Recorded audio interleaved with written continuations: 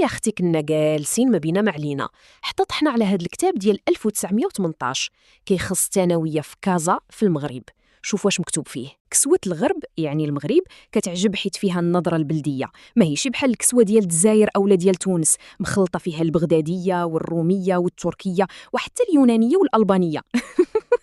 المغرب حط النقط على الحروف هذه اكثر من 128 عام.